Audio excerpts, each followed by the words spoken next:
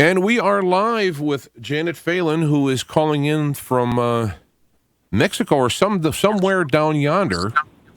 And I want to welcome her live to Feet to the Fire.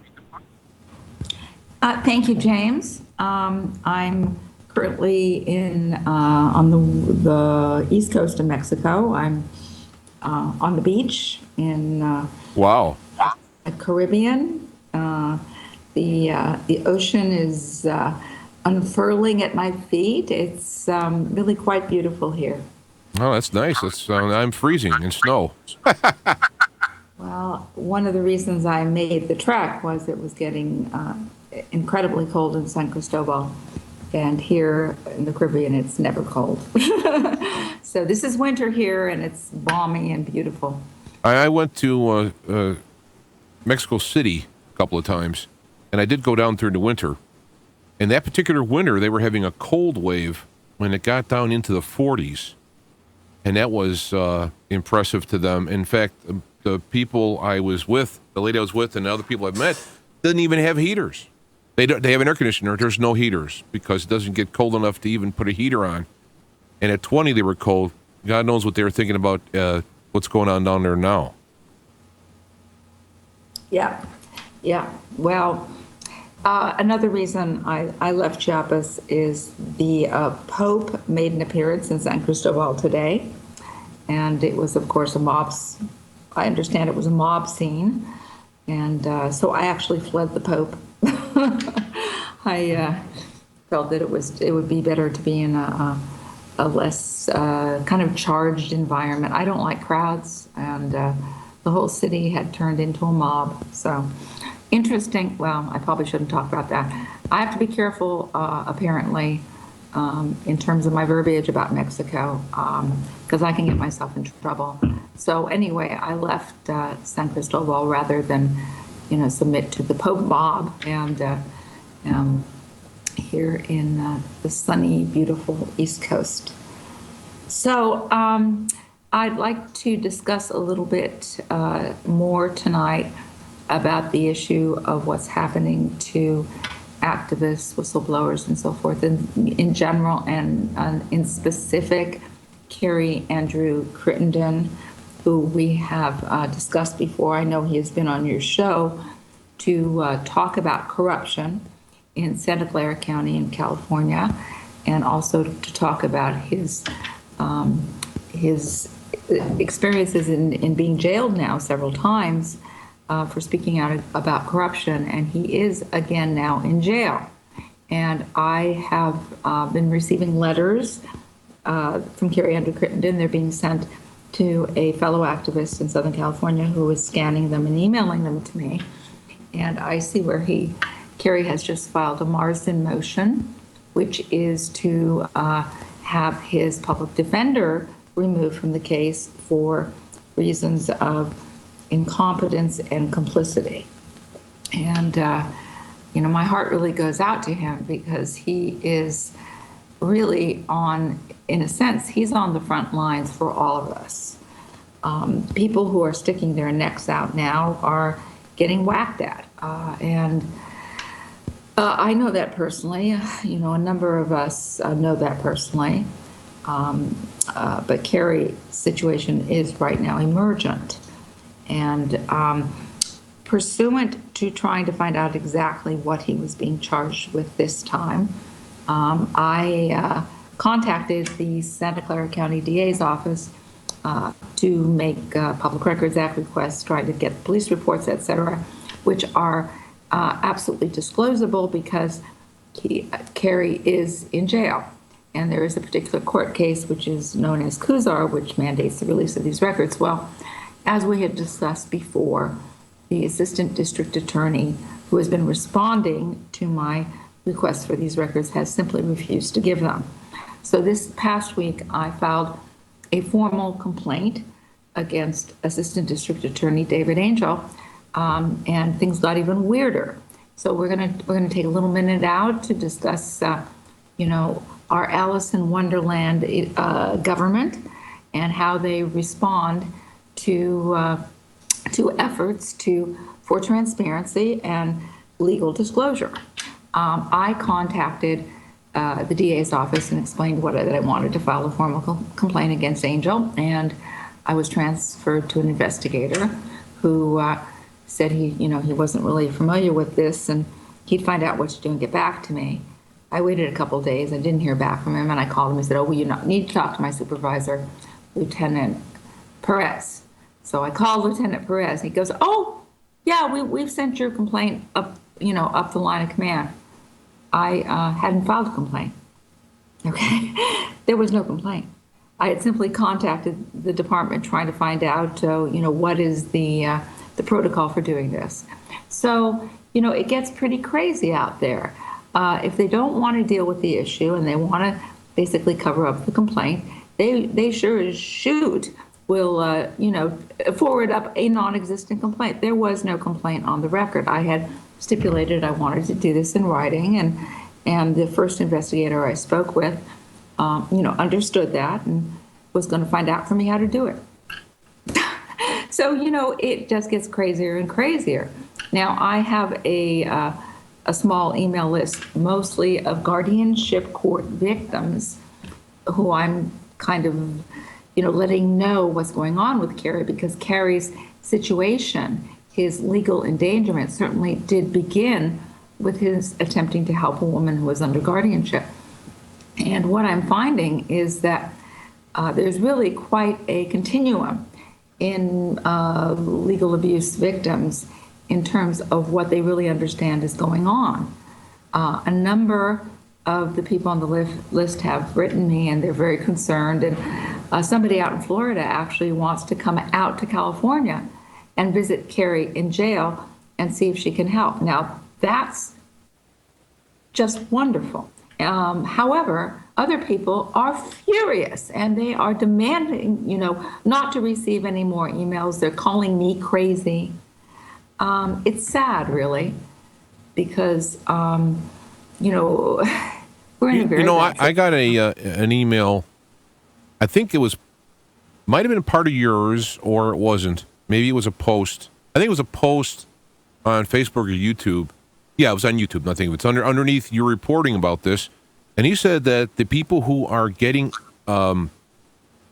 targeted are, how he puts it, the tinfoil conspiracy crowd. Now, I took it as an insult in a way, and it probably was to some degree. But then I started wondering, that makes sense that the people who are looking behind the curtain and pointing out the things that aren't public, that are going on behind the things, would be the ones targeting. So I don't know what he said might have been an insult, but actually it might be true if he were to put it in a in a less profane, I guess, way. Well, he might have. I was really onto something there, because people who are aware that things are not as they appear to be, and who are attempting to inform other people as to these kinds of issues, are indeed getting targeted. People who refuse to look behind the curtain, refuse to admit that something is going on which is not regular, legal, lawful at all. Those people are sometimes marginalized.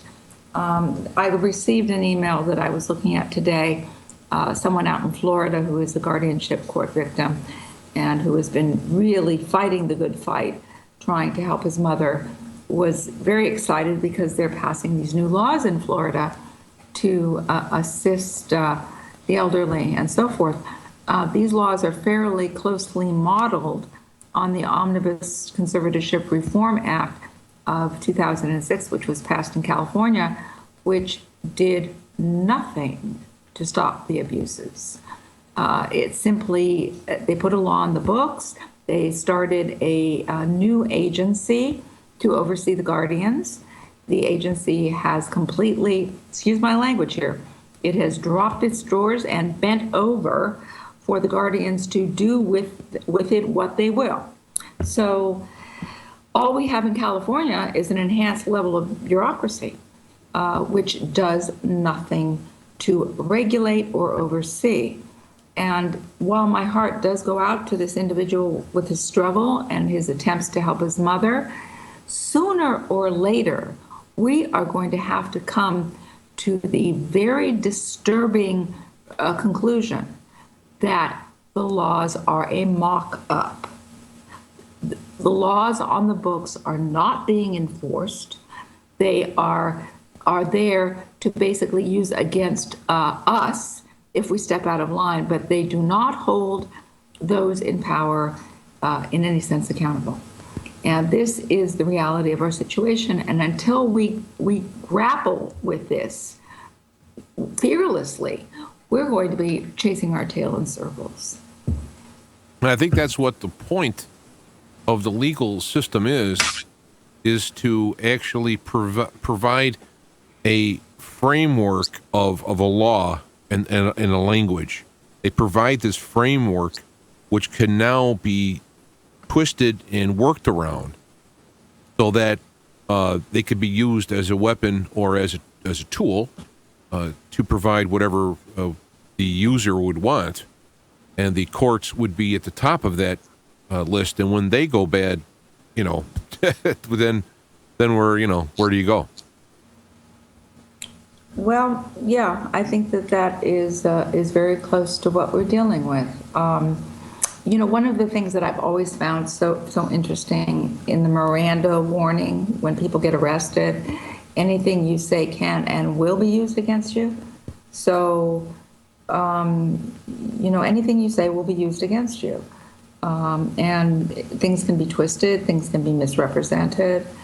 And because you are now in the clutches of those who have the power and you do not.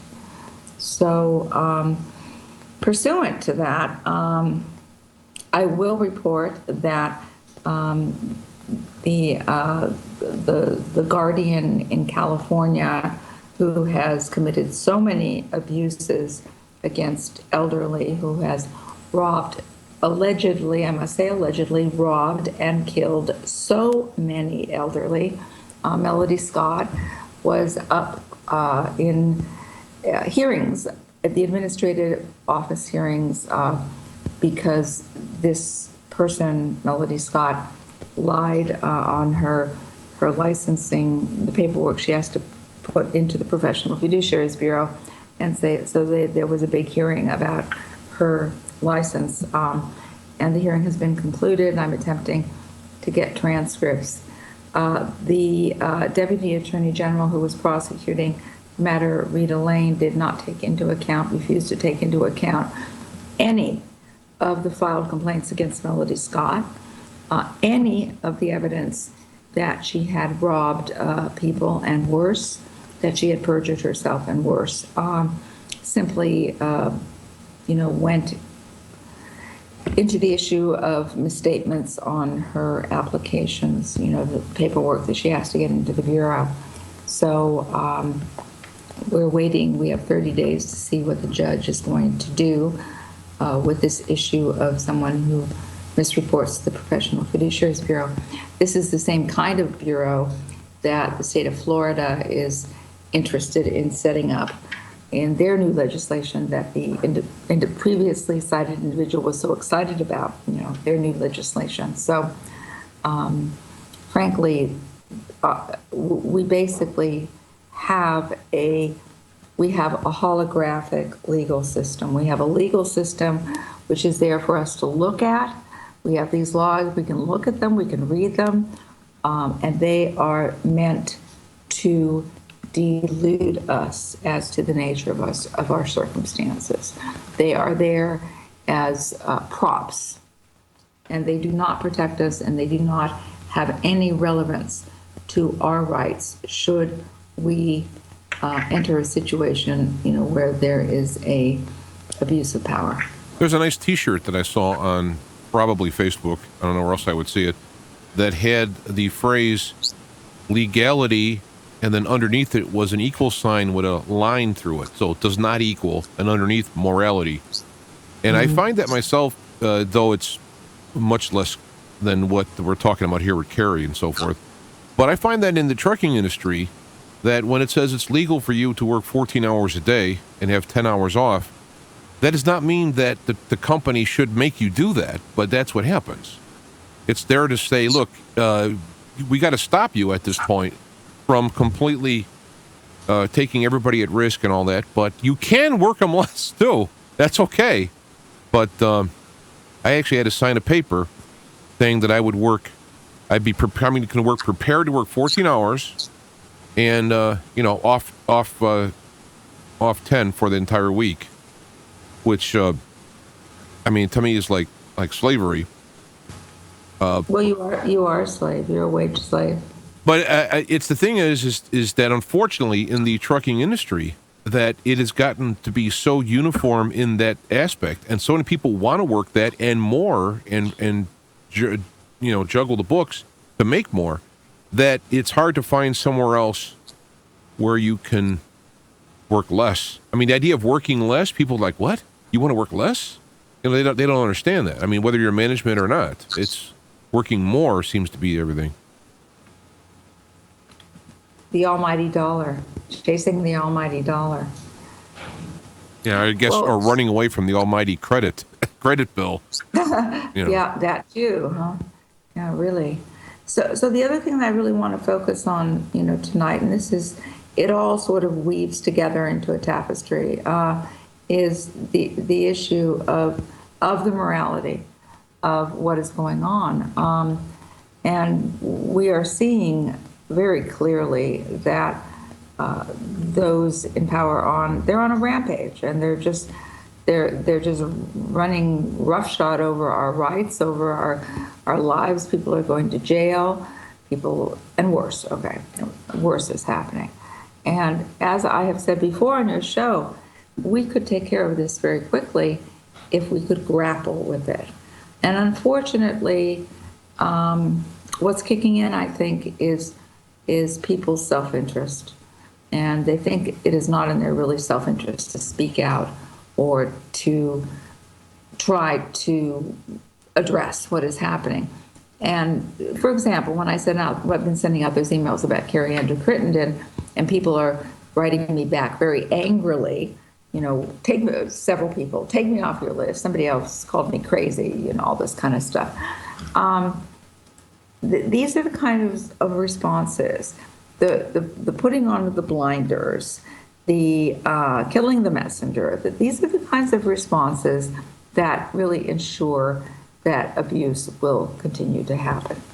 And as long as we are paying attention to our sense of discomfort, our sense of fear, as long as these are our motivators, we're going to continue on down the road of oppression and futility.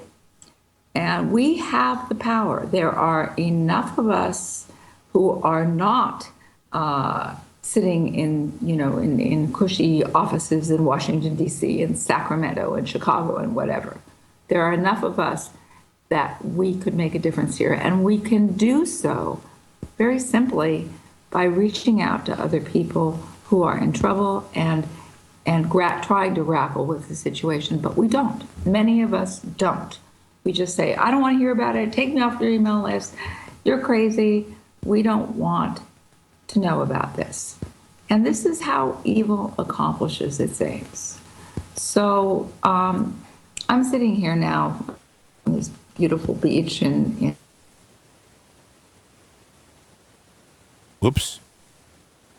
Hope that she didn't slip into the... in Progresso in the... Hello? Yeah, I lost. Are you there? I lost you for a little bit. You're back now. Oh, okay. Hi. So, yeah, I don't know how long you lost me for, but you're popping in and out, so maybe we should. You're popping in and out there, so maybe we should, kind of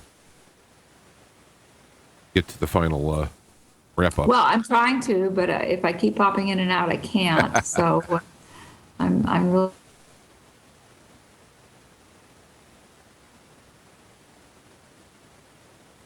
Perpetuating our own oppression, really trying to sum this up here.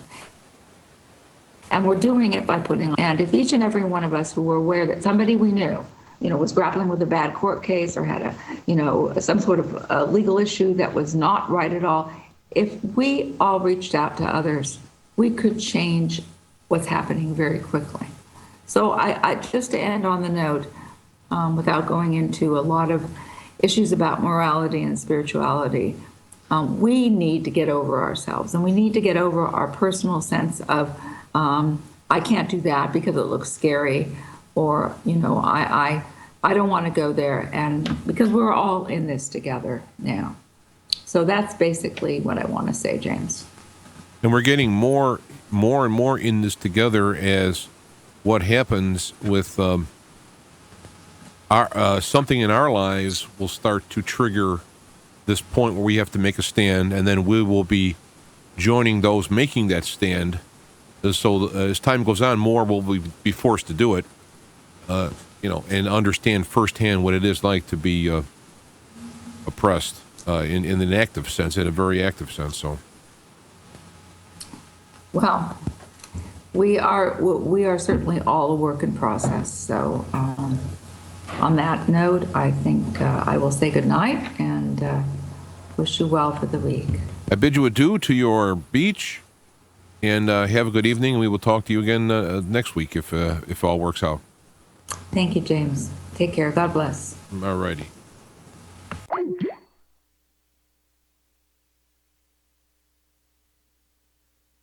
Janet Phelan with a report live.